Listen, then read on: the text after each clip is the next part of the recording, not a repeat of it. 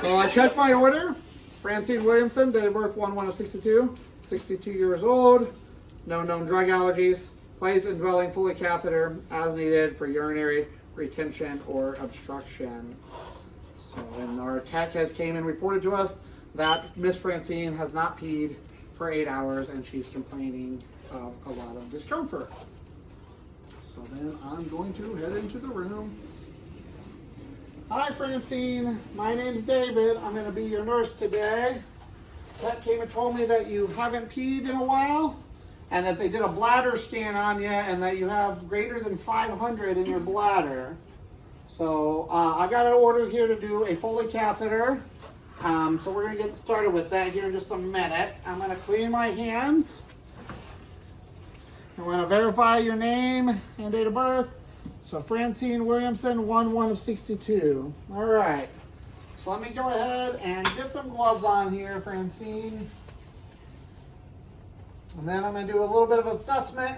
I'm going to ask you a few questions. So I saw no known drug allergies on your chart, but I want to specifically ask, are you allergic to iodine, shellfish, or latex?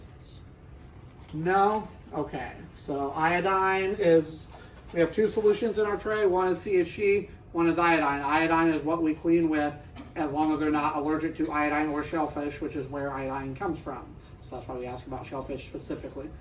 And if they are allergic, then we will use CHG. And then if they are allergic to latex, we just have to make sure we have a latex-free kit, which I think most of them by default are latex-free at this point, but you can look at your kit and tell. And I don't see it on this kit, but the kits in the hospital will tell you. Yeah, oh no, this one is a coated latex Foley catheter tray. So this one is latex. So if they were allergic to latex, I wouldn't do it. Wouldn't even use this one. I'd have to get a different tray.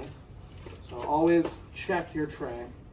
All right, but no, not allergic to iodine or latex.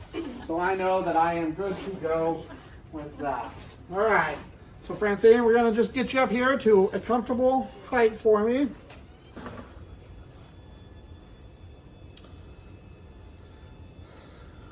All right, I'm gonna just assess your bladder here. Yep, you're very, very distended. So I'm just palpating the bladder. I can feel the distension. She grimaced a little bit because it was uncomfortable. So I know that I need to put this Foley catheter in. All right, so Francine, I'm gonna uncover you for this part. You know, you want to maintain as much privacy as possible, but it's really hard with catheters. You're gonna have them uncovered. And then for demonstrating, we need to be able to see, so we're just gonna uncover them all the way here.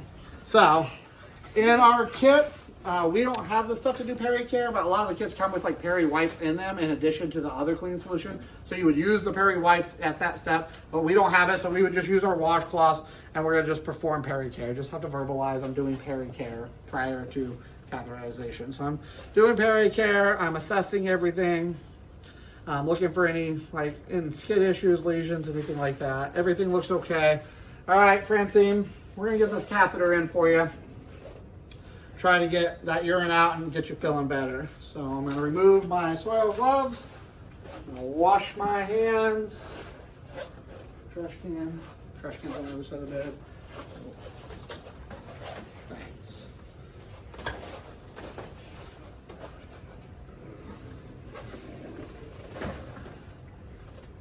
Wash my hands, remove my soil gloves, and then I am ready to start my catheter.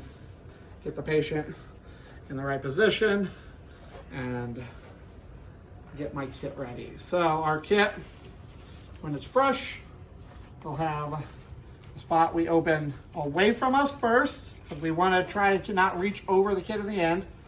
You're going to pull this out.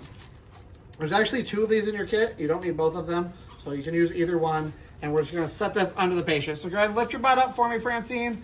I'm going to slide that under you. And that's there. It creates a little bit of a sterile film, but you really don't want to touch it. It's there more to catch the iodine and the cleaning stuff when we clean them up. So then I'm going to keep going. So now I'm going to pull away in the order that it's packaged. Yours will get messed up in the, like as you use it. So just recognize that you want to always have this one to where you pull it last so that you're not reaching over the field. So I've got my gloves here. So I'm going to go ahead and get my gloves on. Backwards. Grab my gloves. pinching. So we're back to sterile technique this week. So we're pinch. These are very small, so I'm gonna do my best, but it's not guaranteed. Nope, ripped. So I would have to get a different pair of gloves, but we'll just go ahead and tie this one on the rest of the way. So I don't have to waste, but obviously can't use that one in real life. All right, and then I'm scooping, so pinch on the cuff. Now scooping inside the cuff.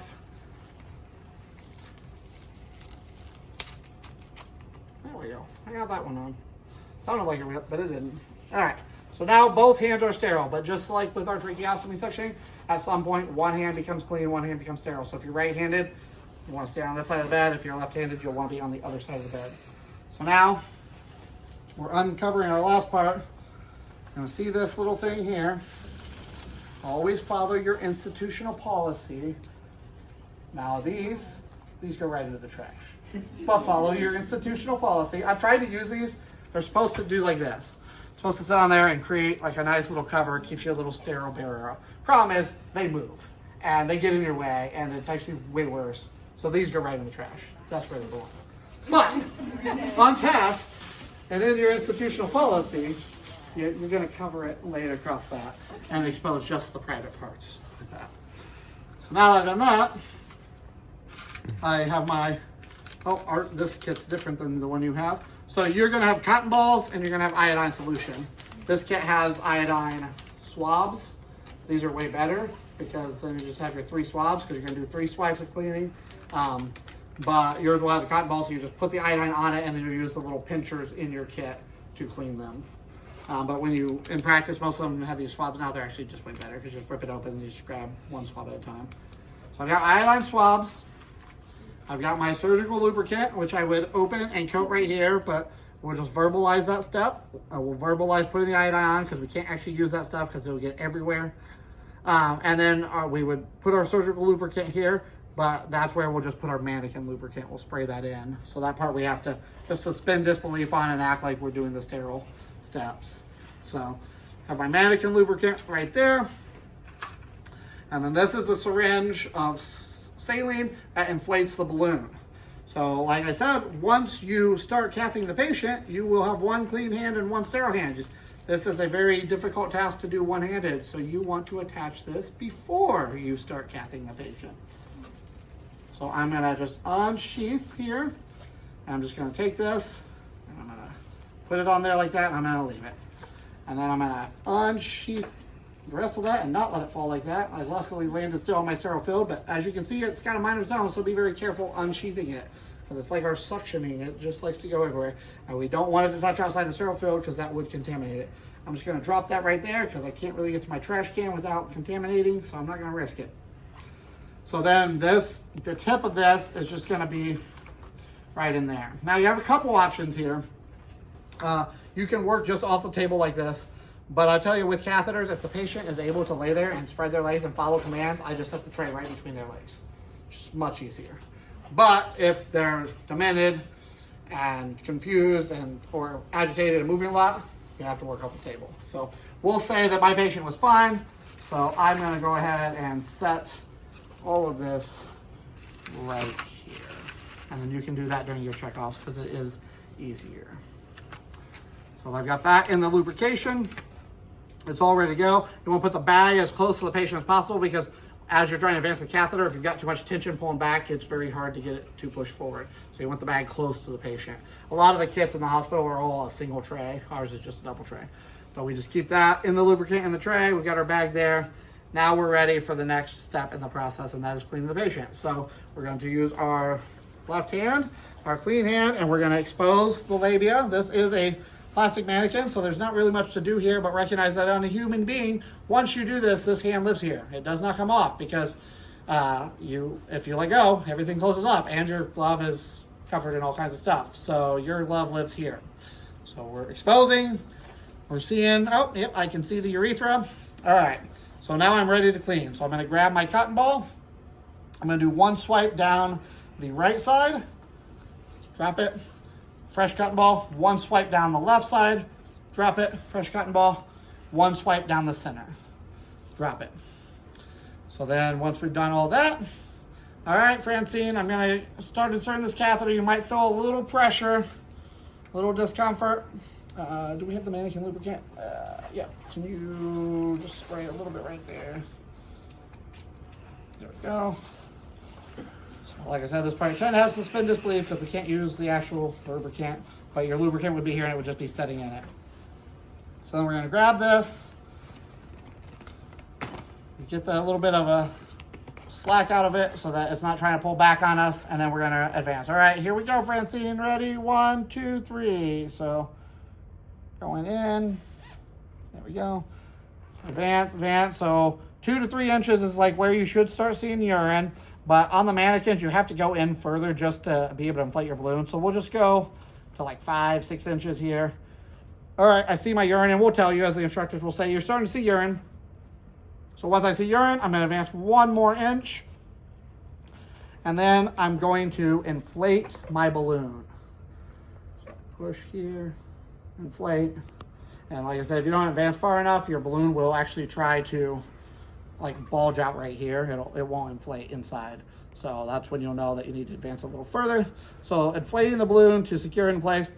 And now if you watch this, I'm gonna show you why you want to immediately disconnect. So I'm gonna not immediately disconnect. I'm gonna let off the plunger.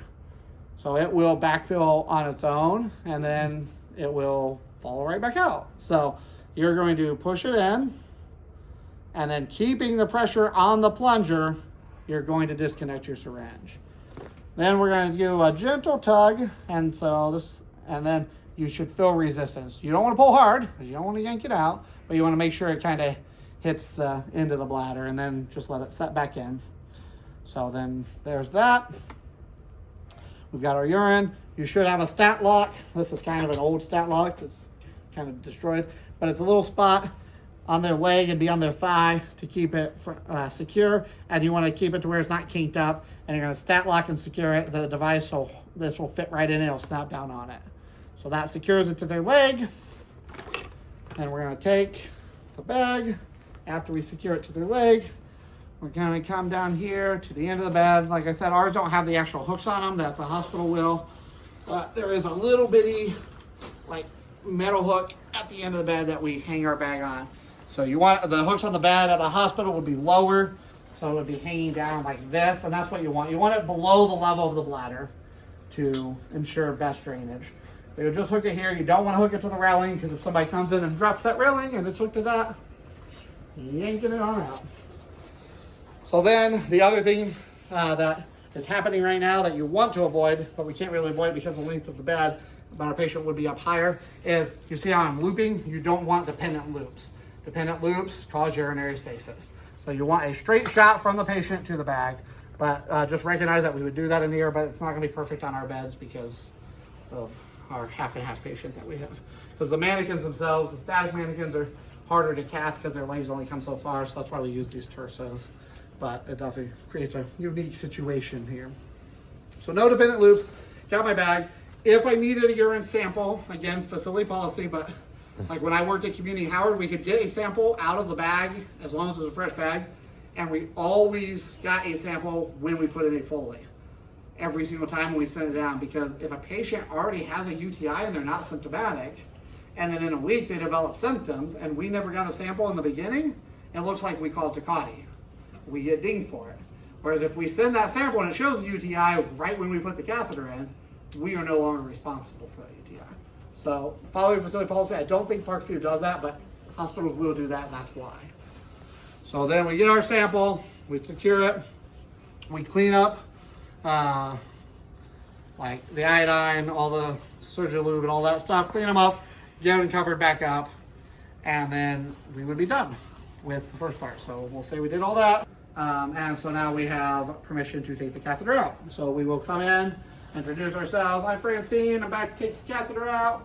I'm gonna wash my hands, tell me your name and birthday. Okay, Francine Williamson, 1162. Okay, we're gonna get that Foley out. Oh, and I forgot to emphasize this on Monday.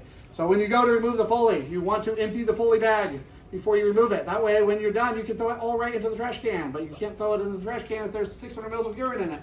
So empty the bag into that cylinder that we had up there, close it back up, and then you're ready to remove the Foley. So then we will have our syringe that came in the kit if it was left in the room. Otherwise, you just got to get another little 10cc syringe with that kind of tip. And then we're going to position the patient, get him comfortable. I like to always have like a piece of paper towel to wrap the tip in as it comes out, because there's always a little urine that likes to backflow, and it just saves mess, right? So if we don't do that and it backflows, now we have to do a bed change. So save work where you can, because you only have so much time. So I'm going to attach my syringe, and then like I showed before, you can pull here, but you don't even need to. A lot of times it will actually self-deflate. But then I can speed it up by just pulling. So you want to just pull, and see, I can see just even here that there's no more fluid because I over pulled past 10. So you just want to always ensure there's nothing remaining in the balloon. So then I disconnect that so it doesn't get pulled back in and refill my balloon. And like I said, you can waste in between and then pull again if you have concerns. All right, Francine, we're gonna get this out. So I've got my paper towel here, and then I'm just doing like the NG, I'm just steady pressure, wrap at the end so that I can then keep the mess away, and I just discard everything right into the trash, clean my patient up, and then reposition them, call light, bed alarm, all of that jazz, and then I can leave the room. But I'm gonna keep this for a minute just so I can show you this other part. I'm gonna move away so I don't splash everybody, hopefully.